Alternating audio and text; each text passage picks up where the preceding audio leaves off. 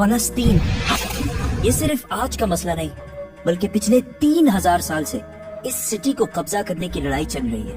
آج سے 3300 سال پہلے اللہ نے موسیٰ علیہ السلام کو حکم دیا کہ بنی اسرائیل یہودی کو ایجپٹ میں فرعون کی غلامی سے نکال کر آزاد کر دو، اور پھر بہت مشکل سے فرعون نے آخر بنی اسرائیل کو آزاد کر دیا، جس کے بعد موسیٰ علیہ السلام بنی اسرائیل کو لے کر فلسطین کے پاس آئے اور کہا کہ اس سٹی پر حملہ کرو، لیکن بنی اسرائیل نے کہا کہ آپ اور آپ کا رب جا کر لڑیں، ہم یہ لڑائی نہیں کرنے والے، جس کی وجہ سے اللہ نے 40 سال تک انہیں اس ڈیزرٹ میں رہنے کی سزا دی، جدھر موسیٰ علیہ السلام پر آسمانی کتاب تورات نازل ہوئی۔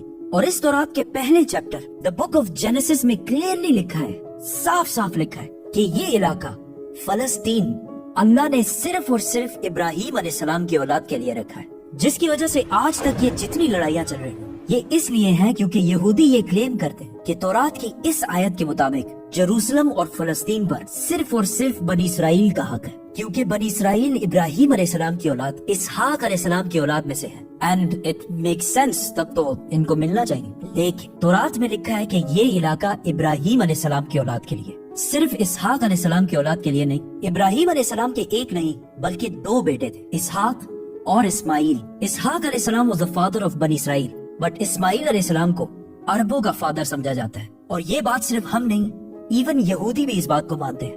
تو انہی کی کتاب تورات کے مطابق فلسطین پر صرف اسحاق علیہ السلام کی اولاد کا حق نہیں ہے بلکہ اسماعیل علیہ السلام کی اولاد عربوں کا بھی حق ہے۔ موسیٰ علیہ السلام کے ساتھ 40 سال ڈیزرٹ میں رہنے کے بعد آخر بنی اسرائیل نے یوشع جاشوا کی لیڈرشپ میں فلسطین کو فتح کر لیا، لیکن کچھ ہی عرصے بعد یہ سٹی ان کے ہاتھ سے دوبارہ نکل گئی، اور پھر اگلے 300 سال تک بنی اسرائیل اس سٹی کو دوبارہ حاصل نہیں کر سکے۔ لیکن 300 سال بعد بنی اسرائیل نے داؤد علیہ السلام کی لیڈرشپ میں اس سٹی جروسلم کو دوبارہ فتح کر لیا، اور ان کے بیٹے سلیمان علیہ السلام نے یہاں پہلی دفعہ اللہ کی عبادت کے لیے ایک مسجد، ایک ٹیمپل بنایا۔ سلیمان علیہ السلام کے بعد یہودیوں نے فلسطین اور جروسلم پر 400 سال تک حکومت کی، لیکن 400 سال بعد بیبلون عراق میں ایک بہت ہی طاقتور امپائر بن چکی تھی، جس کے بادشاہ بخت نصر نے اپنی امپائر کو بڑھانے کے لیے فلسطین پر حملہ کر دیا اور جروسلم کو تباہ و برباد کر دی، اور اس کے اندر ہزاروں یہودیوں کو شہید بھی کیا، اور اس ٹیمپل کو بھی تباہ کر دیا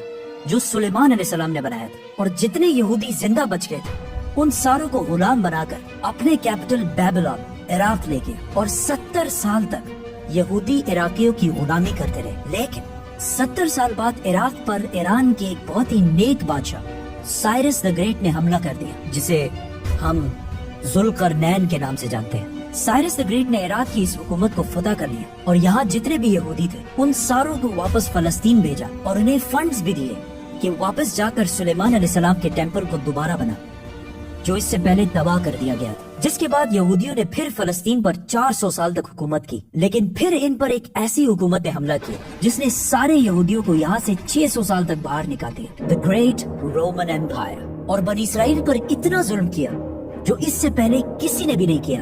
یہودیوں نے رومن امپائر سے لڑنے کی بھی کوشش کی، لیکن رومن امپائر نے ہزاروں یہودیوں کو قتل کیا، اور حالات اتنے خراب ہوئے کہ یہودی رومن امپائر سے چھپ کر غاروں میں رہنے لگے، اور رومن امپائر نے بیت المقدس، جسے پہلے سلیمان علیہ السلام اور پھر ذوالقرنین نے بنایا تھا، دوبارہ تباہ و برباد کر دیا، اور اس کے بعد یہ ٹیمپل آج تک دوبارہ نہیں بن سکا۔ رومن امپائر نے فلسطین اور جروسلم پر 600 سال تک حکومت کی، لیکن 600 سال بعد رومن امپائر نے ایک ایسی غلطی کی جو اسے کبھی نہیں کرنی چاہیے تھی۔ انہوں نے عرب میں بہت ہی تیزی سے پھیلتے ہوئے نئے ریلیجن اسلام پر حملہ کرنے کی کوشش کی، لیکن اسلامک ریلیجن اور خلافت اتنی تیزی سے پھیلتی گئی کہ کچھ ہی سالوں میں رومن اور پرشین امپائر دونوں کو فتح کر لی، جس کے بعد حضرت عمر دنیا کے سب سے طاقتور بادشاہ بن گئے، جن کی حکومت الیگزینڈر دی گریٹ کی امپائر سے بھی بہت بڑی تھی۔ آخر مسلمان رومن امپائر کو فتح کرتے کرتے جروسلم کے دروازے تک پہنچے۔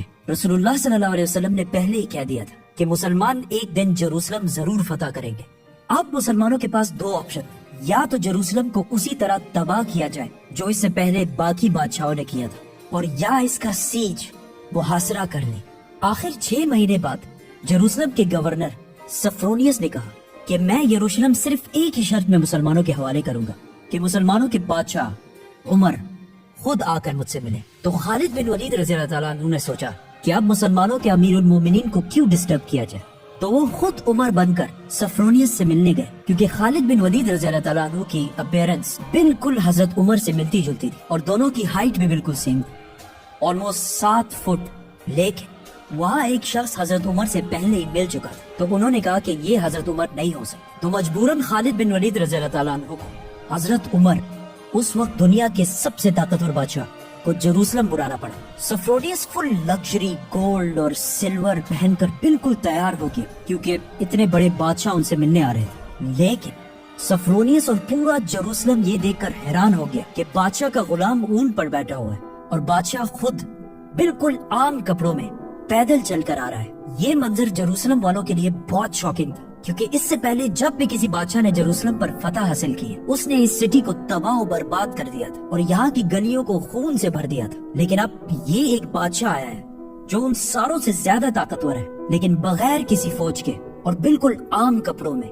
ऐसा इससे पहले कभी भी नहीं हुआ था। हजरत उमर ने सारे रिलीजन्स को आजादी दी और बगैर कोई खून बहाए सफरोनियस ने जेरूसलम को हजरत उमर के हवाले किया। लेकिन उन्होंने एक शर्त ये भी रखी कि मुसलमान यहूदियों को जेरूसलम आने की इजाजत नहीं देंगे। लेकिन हजरत उमर ने उसकी ये शर्त नहीं मानी और यहूदियों को भी बैतुल मुक़द्दस आने की इजाजत दी।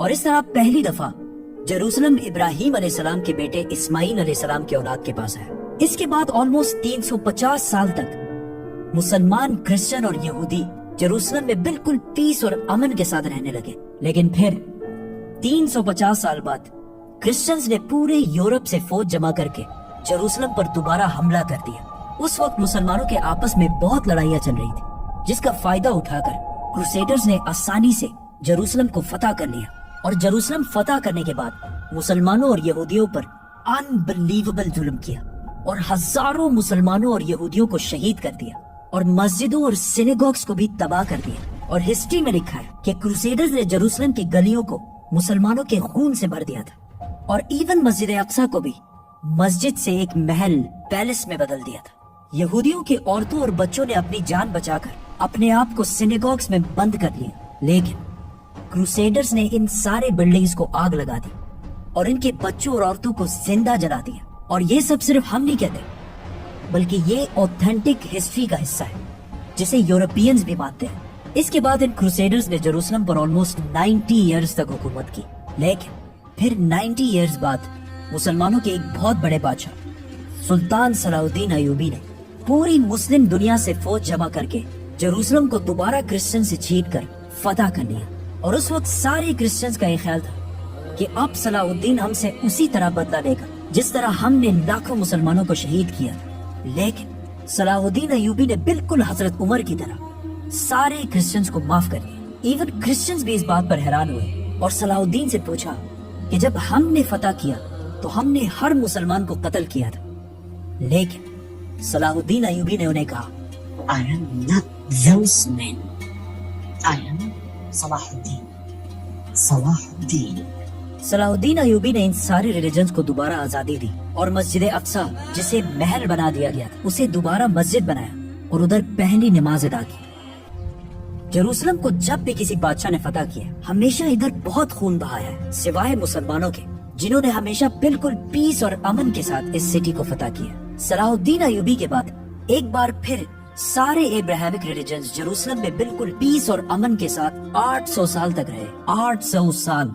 लेकिन 800 साल बाद और आज से 100 साल पहले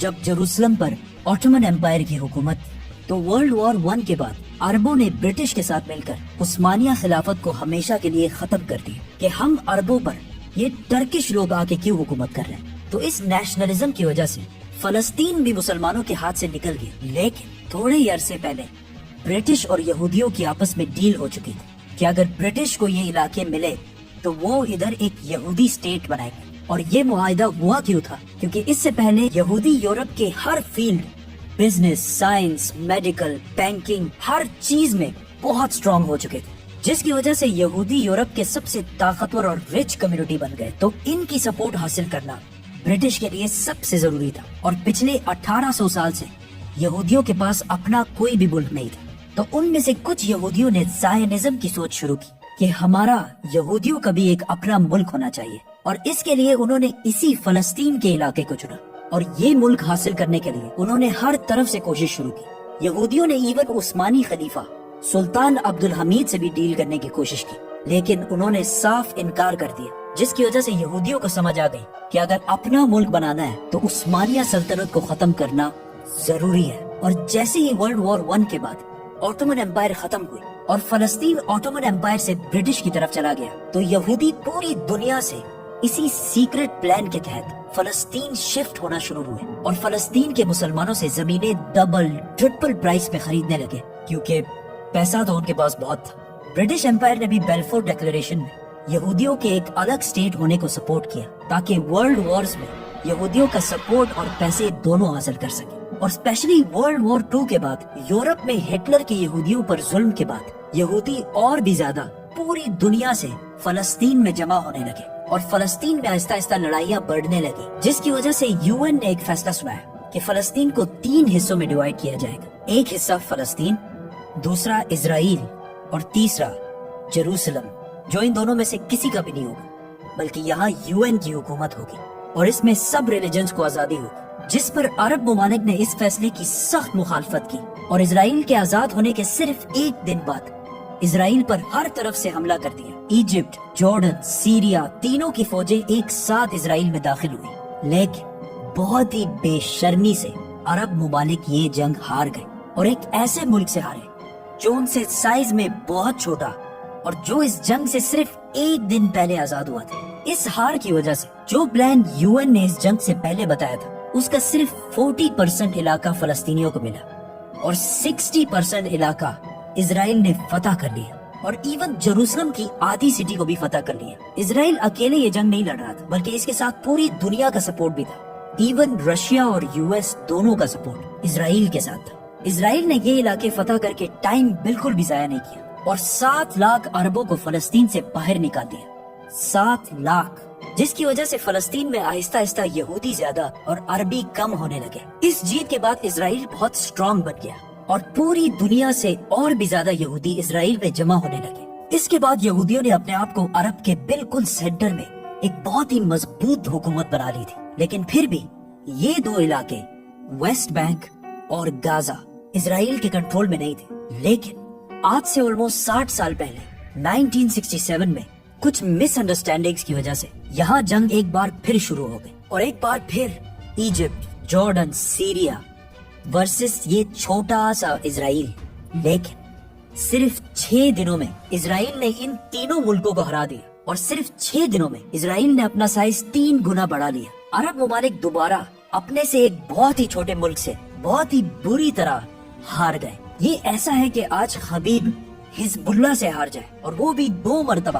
عرب ممالک کے 2 دفعہ اسرائیل سے ہارنے کے بعد ان کی عوام اپنے نیشنلسٹ حکمرانوں کے خلاف ہو گئے اور نیشنلزم، قومیت کو چھوڑ کر ایک نئی سوچ کی طرف بڑھنے لگی، دا مسلم بردرہڈ، اخوان المسلمون، جو مصر کے ایک سکول ٹیچر حسن البنا نے بنائی تھی اور جو ایک پاکستانی اسکالر مولانا مودودی کے خیالات سے انسپائرڈ ہے۔ اس سے پہلے اخوان المسلمون کا عرب میں صرف مذاق اڑتا تھا، لیکن اس ہار کے بعد اخوان المسلمون نے عرب عوام سے کہا کہ یہ جنگیں عرب کے مسلمان نہیں بلکہ یہ نیشنلسٹ ہارے ہیں جو صرف نام کے مسلمان ہیں اور ان کا کوئی، جس کے بعد عرب کے عوام اس نئی سوچ مسلم بردرہڈ کی طرف آنے لگی۔ حماس بھی اسی اخوان المسلمون سے انسپائرڈ ایک گروپ ہے، لیکن اخوان المسلمون وائلنس کے خلاف۔ اس جیت کے بعد اسرائیل نے ویسٹ بینک، گازا اور جیروسلم سب پر قبضہ کر لیا اور آج تک یہ سارے علاقے اسرائیل سے دوبارہ کوئی بھی نہیں چھین سکا۔